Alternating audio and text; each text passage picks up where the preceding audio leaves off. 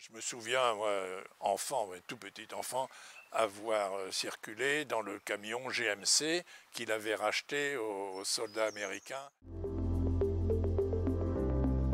Suite au débarquement en Normandie, les troupes là-bas ont eu quand même pendant un mois beaucoup de difficultés à repousser les Allemands.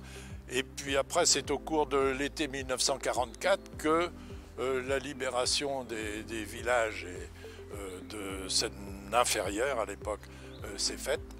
Et les Anglais, les Anglo-Américains et Canadiens aussi qui étaient présents faisaient des stationnements. Au courant de l'été 44, il y a eu un cantonnement de soldats ici sur la ferme et réutilisation de ce qui restait encore debout, des blocos encore solides. Ils se sont installés quelques semaines pour certains, quelques jours pour d'autres, dans les bâtiments de la ferme. Ça a été un peu la contribution à l'effort. Il y a eu l'occasion aussi de récupérer un certain nombre de matériel puisque tout son équipement a été détruit.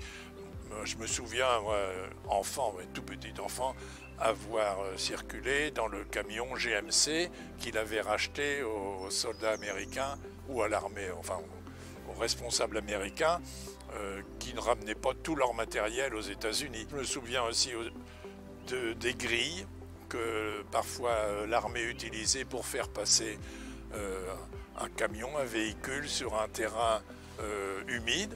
Et ça avait des noms et ça a servi ici aussi pour traverser certains champs ou bordures de champs pendant peut-être 10 ou 15 ans.